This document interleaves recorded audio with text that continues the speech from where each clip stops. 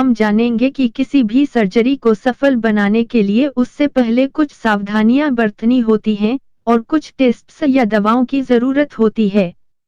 इनके परिणामों से ही डॉक्टर सर्जरी की प्रक्रिया और इसके बाद या दौरान ध्यान दिए जाने वाली जटिलताओं, अगर कोई है, तो इसके बारे में सही फैसले ले सकते हैं। कुछ जांच और बातें हैं जो लगभग हर सर्जरी में सामान्य ही होती हैं। हालांकि अपने डॉक्टर की सलाह के बिना ना ही कोई दवाई लें और ना ही कोई दवाई बंद करें, और जैसा आपके डॉक्टर द्वारा बताया जाए बिल्कुल वैसा ही करें। सर्जरी से पहले किए जाने वाले प्रमुख जांचें।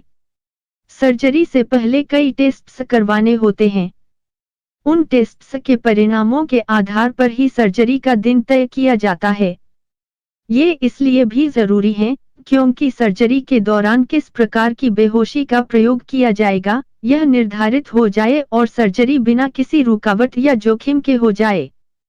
कुछ सामान्य टेस्ट हैं जो सर्जरी से पहले किए जाते हैं, जैसे एक्स-रे। अगर किसी अंग की क्षति हुई है, तो उसकी जांच करने के लिए इस इमेजिंग पद्धति का प्रयोग किया जाता है। हालांकि इस परीक्षण से केवल हड्डियों जैसे कठोर ऊतक देखे जा सकते हैं।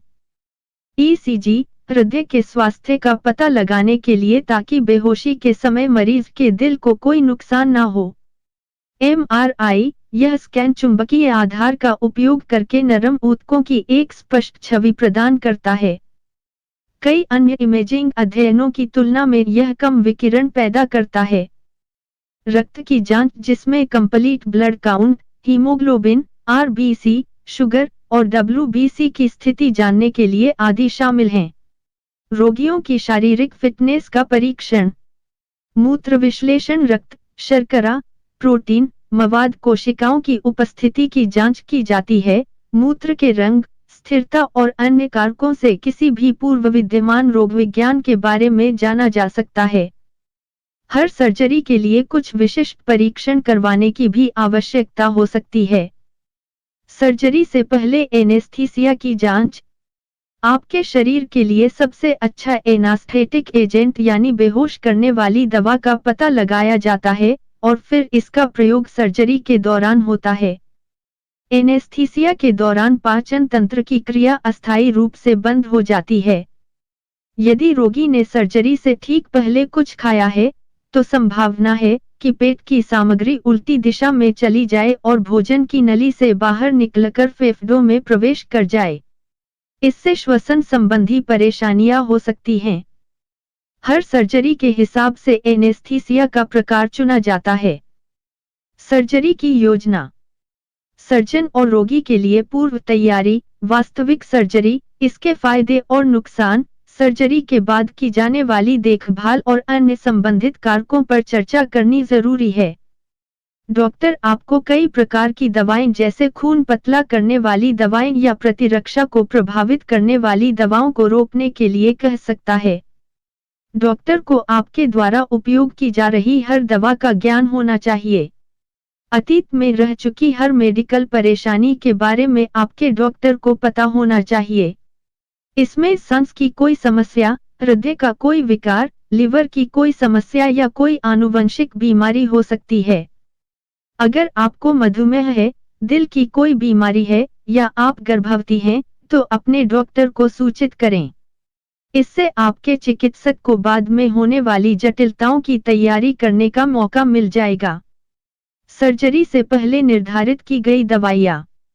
सर्जरी से पहले रोगियों को आमतौर पर कुछ दवाएं निर्धारित की जाती हैं। सर्जरी के दौरान एसिडिटी एक परेशानी बन सकती है, इसलिए एसिडिटी से बचने के लिए एंटासिड दिए जाते हैं। सर्जरी के बाद रोगी को दर्द और संक्रमण से बचने के लिए दर्द निवारक और एंटीबायोटिक दवाएं दी जा सकती हैं। सर्जरी के सही तरह से होने और रिकवरी के लिए यह जरूरी है कि आप अपने डॉक्टर द्वारा निर्धारित हर दवा का निर्धारित खुराक में सेवन करें। सर्जरी से पहले फास्टिंग मतलब खाली पेट रहना। डॉक्टर आपको आधी रात के बाद कुछ भी खाने के लिए मना कर सकते हैं। डॉक्टर की हर सलाह का पालन करें। यदि आप ऐसा करने में असमर्थ हैं, तो सर्जरी की प्रक्रिया रद्द हो सकती है। सर्जरी से पहले सामान्य सलाह। सर्जरी से पहले धूम्रपान या मदिरा का सेवन बंद कर दें क्योंकि इससे रिकवरी में समय लग सकता है। अपने साथ किसी परिवार वाले या करीबी को जरूर रखें। किसी भी प्रकार का मानसिक या शारीरिक तनाव न लें। अगर आपको कोई भी संदेह या परेशानी हो तो अपने डॉक्टर से अवश्य बात करें।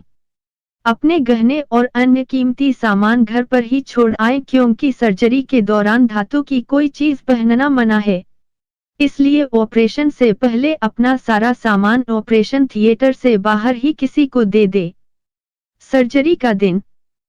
सर्जरी से पहले मरीज से एक सहमति पत्र पर हस्ताक्षर करवाए जाएंगे। सहमति पत्र पर हस्ताक्षर करना आवश्यक है क्योंकि इससे सर्जरी के लिए आपकी लिखित मंजूरी मिलती है। रक्तचाप, पल्स दर, शरीर के तापमान और श्वास का निरीक्षण किया जाता है। रोगी को एक संक्रमण रहित सर्जिकल गाउन पहनाया जाता है। मरीज को ऑपरेटिंग रूम में स्थानांतरित किया जाता है। सर्जरी के दौरान रोगी को ढकने के लिए एक संक्रमण रहित कपड़े का उपयोग किया जाता है।